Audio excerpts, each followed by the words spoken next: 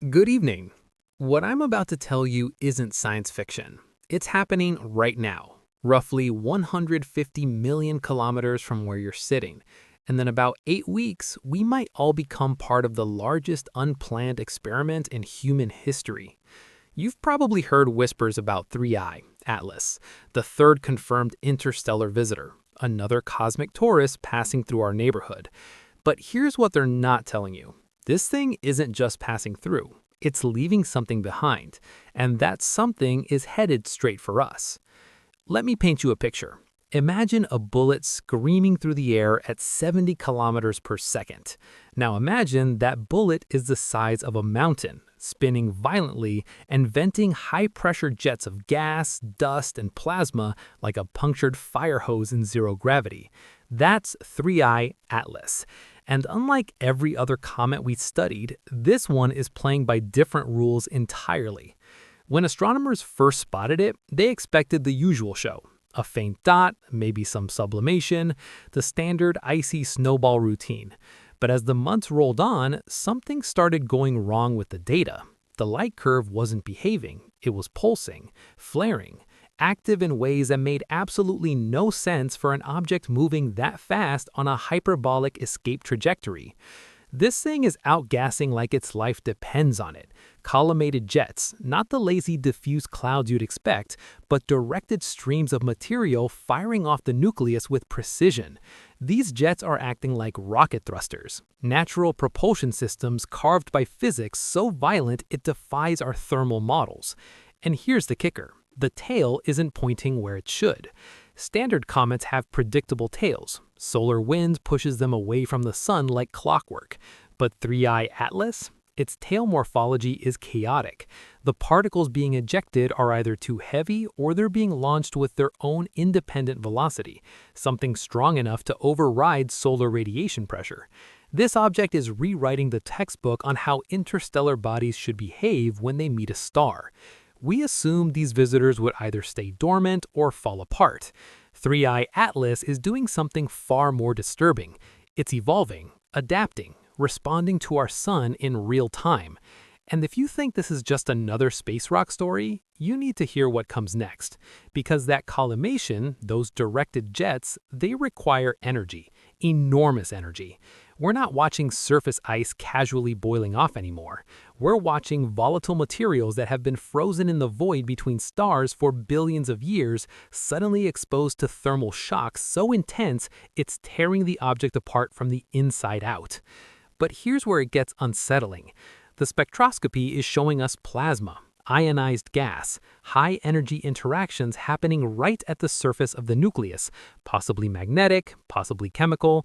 We don't fully know yet. What we do know is this: the mass loss is significant enough to alter the object's trajectory, non-gravitational acceleration. But unlike Oumuamua, where we couldn't see the engine and everyone lost their mind speculating, here we can see it, we can map it, we can measure it. The mystery isn't what's pushing 3I Atlas anymore. The mystery is what exactly is it pushing out into our solar system. Because here's the thing nobody's talking about. When those jets fire, the particles don't just disappear into space. They're launched. And because the parent body is screaming along at 70 kilometers per second, we've got a vector addition problem that turns the inner solar system into a cosmic minefield. Picture this. A jet fires backward, against the direction of travel. To an observer on the nucleus, that dust is flying away. But to us, watching from Earth, that backward-firing jet is subtracting velocity from those dust grains. If the ejection speed is high enough, the dust slows down relative to the sun. It hits the brakes. And while the nucleus retains enough energy to escape our solar system forever, the dust it's ejecting, that's a completely different story. Some of it doesn't have enough speed to escape. It stays behind, trapped, caught in gravitational limbo while its parent flees back into the darkness. We're talking about a phantom trail, a diffuse, invisible ribbon of interstellar material winding through the inner solar system like a tripwire we can't see. The nucleus checks out, but it leaves its luggage behind. And that luggage is spreading, shearing apart under the influence of gravity, radiation pressure, and forces we're only beginning to understand. This isn't a tight line like a contrail behind the jet. The variety of particle sizes and ejection velocities means this trail is expanding into a three-dimensional structure weaving through space. And the evolution of that structure is governed by more than gravity, way more. First, there's radiation pressure. Photons from the sun physically push these grains. For small, fluffy particles, that pressure can overpower gravity entirely, blowing them out of the system. But for slightly larger, denser grains, gravity wins. Their orbits get modified, twisted, bent into shapes we can barely predict. Then there's pointing Robertson drag, a subtle relativistic effect where dust grains absorb and re-emit sunlight, causing them to slowly spiral inward toward the sun over time. It's a death spiral in slow motion, and it means this dust doesn't just float harmlessly forever. It migrates, it moves, it drifts into places we wouldn't expect. But here's the part that changes everything: the electrostatic properties of these grains. In the vacuum of space, sunlit dust becomes electrically charged. Ultraviolet light knocks electrons clean off the surface, giving the grains a positive charge. Once that happens, they stop acting like inert rocks and start acting like charged particles. They interact with the solar wind, that constant stream of protons and electrons flowing out from the sun. They feel the interplanetary magnetic field. They respond to forces that have nothing to do with gravity. This opens the door to something terrifying: density inhomogeneities, localized dusty plasma structures. Translation: the trail isn't smooth, it's clumpy. Magnetic field lines can trap these charged grains, funnel them, concentrate them into filaments where the dust density spikes orders of magnitude higher than the surrounding space. You could have vast stretches of empty nothing, and then suddenly a concentrated pocket of interstellar particles held together by electromagnetic forces like invisible glue. If we only modeled this with gravity, we'd predict a smooth, dissipating cloud that fades harmlessly into the background. But when you add electromagnetism, you get structure, you get complexity, you get a living, breathing trail that shifts and pulses with the solar wind like something out of a fever dream. And the composition, that's where this story goes completely off the rails. Normal comets give us silicates, carbon chains, dirty snowball debris.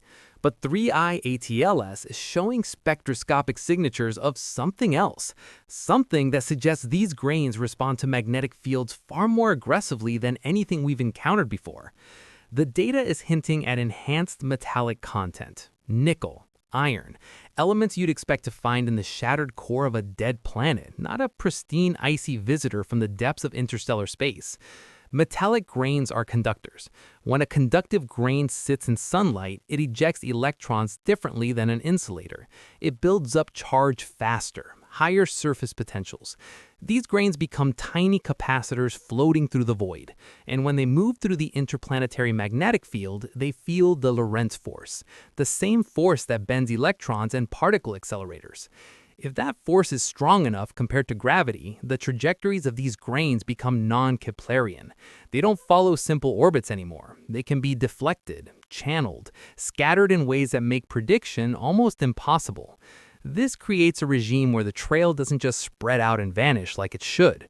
Local enhancements can persist.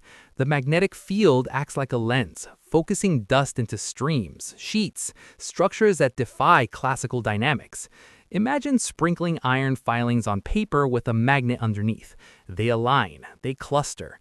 Now scale that up to millions of kilometers with the magnet being the shifting, twisting magnetic field of the solar wind.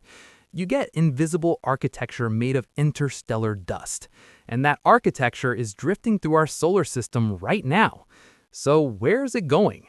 We know the trajectory of the nucleus. We can model the spread of the jets. And when we plug in the variables for charged metallic dust interacting with solar wind, the simulation spits out a probability map, a location, a date. March, April. A specific planet intersects a calculated portion of this residual trail. That planet is Earth. But the geometry gets worse. The intersection coincides almost exactly with 3I ATLS, making a close passage by Jupiter. And you cannot talk about moving dust around the solar system without consulting Jupiter. Jupiter is the landlord, the gravitational tyrant. As the ejected stream passes near the gas giant, Jupiter's gravity and plasma environment redistributes the dust in ways we can barely model. Jupiter acts as a chaotic scatterer. It can strip loosely bound material away, flinging it out of the system entirely. But it can also focus it. Gravity assists work both ways. They accelerate or decelerate. They redirect. And Jupiter also has the most powerful magnetic environment in the solar system by several orders of magnitude. If these grains are charged and metallic, like the spectra suggest, passing near Jupiter is like walking through a magnetic hurricane. The Lorentz forces near Jupiter dwarf anything in the general solar wind. This could strip more electrons, amplify the charge, make the grains even more responsive to electromagnetic fields. What does this mean for Earth? Uncertainty. A gravity-only model might predict a direct hit by the densest part of the trail. But a model that includes Jupiter's magnetic influence could push that stream 1,000,000 kilometers in any direction. However, the spread of velocities in those jets, that plus or minus we talked about earlier, creates a fan of material so wide that even if Jupiter deflects the core, the edges are vast. It is highly probable that Earth crosses through some density of this material. We are looking at a rendezvous between our planet and matter born around another star. Material that traveled light years, survived the void, survived the heat of our sun, navigated the magnetic chaos of Jupiter, and is now drifting across Earth's orbital path. The timing is surgical. As Earth moves through its orbit in early spring, we sweep through the zone where the trail lingers. Unlike annual meteor showers, where the dust is locked in stable orbits and we encounter it every year like clockwork, this is a one-time event. The trail hasn't circularized, it's transient. Once we pass through it, the dust continues dispersing into the zodiacal cloud forever. This is a fleeting alignment. The encounter might last a few weeks, peaking as we cross the plane of the 3I ATLS trajectory. After that, it's gone. We'll never see it again. So what happens when Earth flies through invisible interstellar debris traveling at orbital velocity? Let's be clear. We're not talking about extinction-level impacts. We're not talking about fireballs raining down and ending civilization. We're talking about interactions with Earth's complex atmospheric and electromagnetic systems. Subtle, measurable, but potentially significant. The most probable outcome? A modest spike in the micrometeoroid background. Earth is constantly bombarded by dust from asteroids and comets, tons of it every single day. The 3I ATLS trail would appear as a temporary increase in that background noise. For someone standing on the ground, you might notice nothing. Maybe a slightly higher meteor rate if you're staring at a perfectly dark sky. But for scientific instruments, this is unprecedented. We could see ionization levels fluctuate in the upper atmosphere. When high-velocity dust hits the ionosphere, it vaporizes instantly, creating free electrons and metal ions. This affects radio propagation, GPS accuracy, satellite drag. Satellites in low Earth orbit experience aerodynamic drag constantly. During solar storms, the atmosphere puffs up and friction increases. A dust encounter adds a different variable, particle impact drag. Small but real. For operators maintaining precise formations or station keeping, it's something that needs to be tracked. But let's talk about the edge cases, the less likely but physically permissible scenarios, because science demands we consider the outliers. If the dust density is higher than modeled, if the charge interactions are more intense than predicted, the effects scale up. Localized disturbances in the plasmasphere become possible. If the grains are dense and highly charged, we could see plasma instabilities, brief, localized, but measurable disruptions in Earth's magnetosphere. Increased stress on orbital infrastructure is also a non-zero risk. A micron-sized grain of nickel hitting a solar panel or optical sensor at orbital velocity carries enormous kinetic energy. It can cause pitting, degradation, electrical shorts. If a plasma discharge from the impact bridges a circuit, you've got a failure mode that doesn't show up in standard debris models. This isn't fear-mongering, this is testable physics. We're presenting a range of outcomes based on the data we have. The panic button isn't on the table, but the record everything button should be slammed down hard. Even a null result would be scientifically invaluable. If we fly through the predicted path and see nothing, no dust spike, no ionization anomalies, no satellite perturbations, that tells us something profound. It constrains the total mass of the ejecta. It tells us our models of interstellar dust evolution are missing variables. It helps calibrate the role of electrodynamics in solar system dynamics. 3I-Atlas is offering a rare opportunity. Usually we have to send spacecraft billions of kilometers to study interstellar material up close. This time, the sample is coming to us. The central question isn't interpretation. We have the theories, we have the equations. The question is whether we'll deploy sufficient measurements to turn informed speculation into hard data. Are we monitoring the ionosphere with the right instruments? Are satellite operators sharing telemetry anomalies? Are we looking?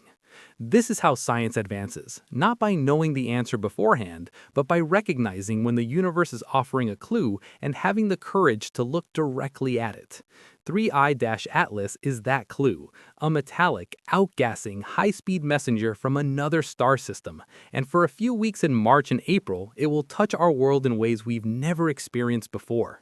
We are about to fly through the ghost of an interstellar visitor, and we won't get a second chance. Keep looking up.